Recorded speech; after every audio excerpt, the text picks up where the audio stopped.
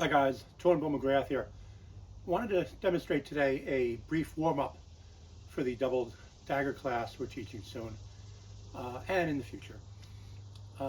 This warm-up is based on the principle of a basic boxing combination. It's simply jab, cross, hook, and uppercut, but used with the principle of how not to hurt yourselves with your own knife. We take this from time I was a range officer for my department, and you're doing things there where you're drawing a pistol and making sure you're not covering your hand, pointing the muzzle at your hand. So we're going to be doing things like that with the point and the edges of the knife to make sure you don't cut yourself. The other thing I want you to look for is the basic footwork, where I'm standing. So if Bob here is my opponent, you want to spend as little time as possible squared up. This way you're not feeding each other toe to toe, both firing off knives. You're both going to lose that encounter. So those are the two things I'd like you to watch out for as I go through these drills.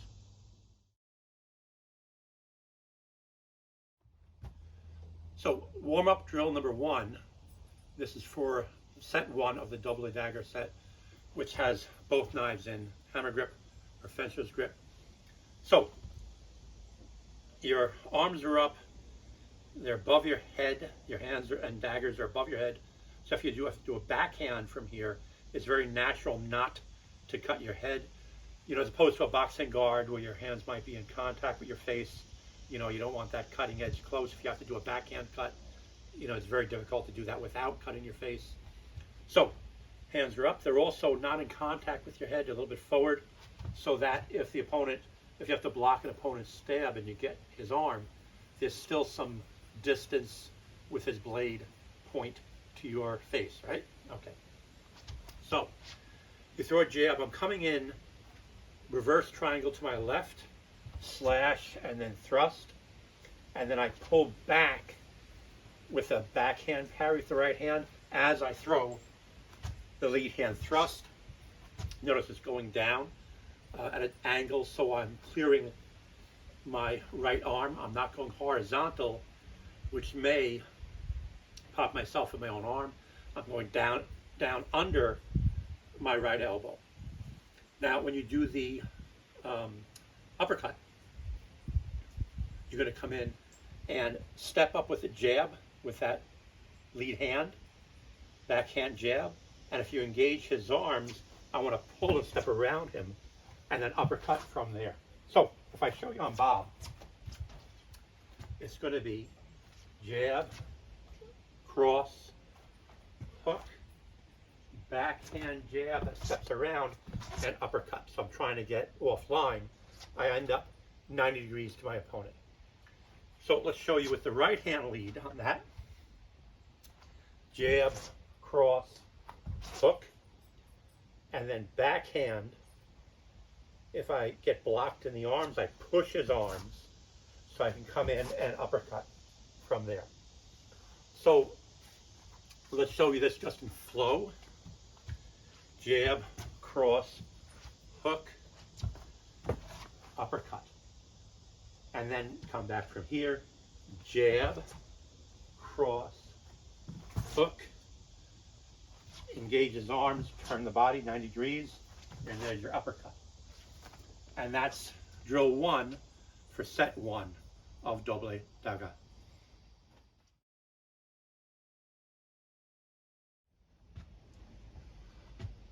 Okay, here we are for the drill for sets 2 and 3, where you have one hand in ice pick grip and the other in fencer's grip. So again, guard is high. We'll start off with the ice pick side lead. You're going to jab, reverse triangle. Your cross is on center line. Your hook now is with the pommel of the pakal side. You're using this as a trap to capture his arm on some techniques in these sets. So again, jab, cross, let's say pommel, hook. And then from here, I throw the jab. Now you notice as I change hands, the left hand is coming up on the same gross backhand direction as the forehand. The reason that is because it's neurologically easier to do under stress, to have similar motions with the right and left hand. You especially have to be careful with what the backhand is doing. If I'm throwing a jab and simply pulling my left hand down to prepare for a uppercut, let's say, indexing off the hip, I don't want to, draw cut my right arm. So the way to prevent that is after a cross motion here, bring them out, let's say an outside scissor. So you've just done an inside scissor basically with the upper arm. So now you do an outside scissor. On the reverse of that, it's a little safer to prevent the backhand from cutting the lead hand. So again,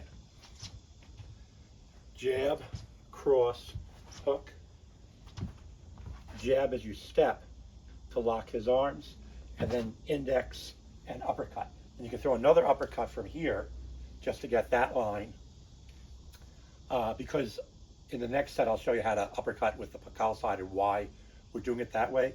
Notice that when I draw my left hand back, I'll often, if I'm not dropping straight down vertical side, if I'm dropping, say, multiple hooks, multiple uppercuts, on the saksak side, I'm opening up the thumb to act as a spacer, where I don't need to do that with my pakal side. See from the side.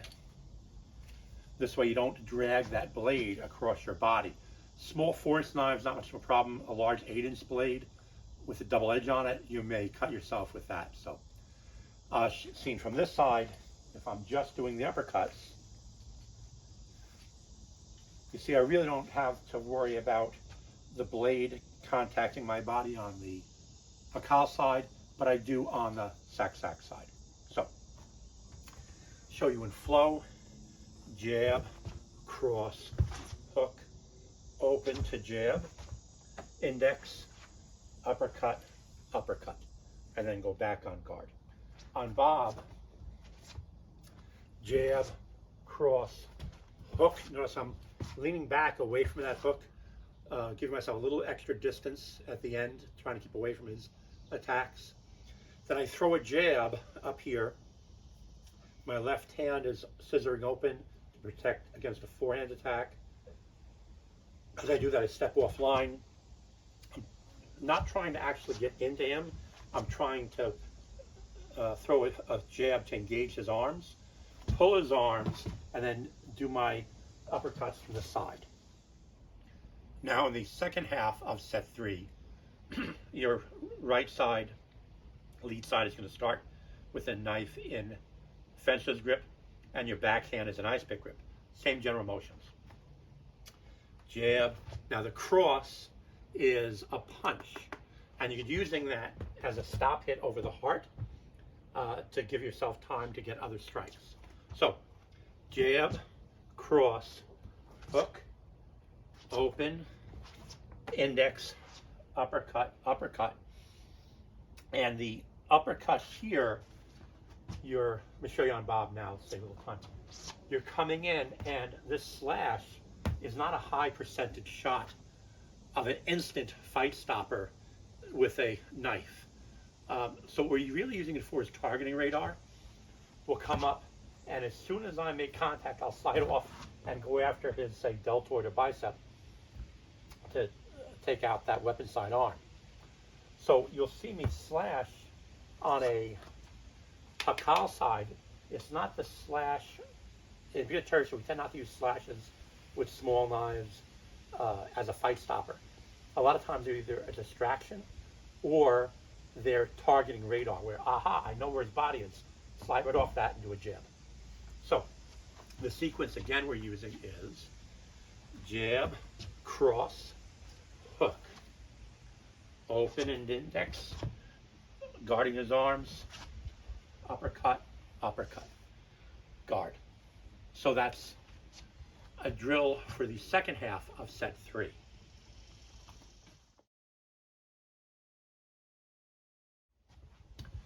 In sets 4 and 5, both knives are in ice pick grip, high guard, jab, reverse triangle, cross, hook, come up and jab into his arms and hold on to them, uppercut, and now from here, jab and pull back, go back on guard. Shown from the other side, the right guard, jab, cross, hook, open up, index, and you coming on this side now to lock his arms, index on the hip, uppercut, uppercut, and jab, or uppercut and one jab to escape. So to show you on Bob, or Bob, you're on guard, jab, cross, hook, you come in and the right hand goes up to lock his arms, guard. I'm basically using my right arm, like my left arm, pardon me, as a shield as I transfer the motion. Get around, uppercut again, slash for targeting radar, jab to escape, or slash, slash, jab to escape on that side. So to show you on the other side of that, we have jab, cross, hook, open and jab to get distance and catch his arms, index, slash and jab, or slash, jab, and step. So some basic warm-up drill. When you're about to go into a double dagger class, depending on which class you're doing, I'd like you to practice either drill for set 1, 2, 3, or 4, 5, depending on where you're going. Practice slowly. Remember the principles of the blade should not, the point should not point at your body, and the cutting edge should not be near your body to do a motion. And the other principle is don't stay right in front of the guy and just fire off at him, your techniques, because he can be firing at you. Small knife like this is not a good instant fight stopper. Yeah, you definitely kill a man with this, but can you stop him from throwing one shot at you before he dies with a blade this small? It's not a sword, it's not a lightsaber, it's not even a big sword. So think of those two principles. Stay off the X and don't have the point or the cutting edge in contact pointed at your own body. Thank you guys. Train hard, but train smart.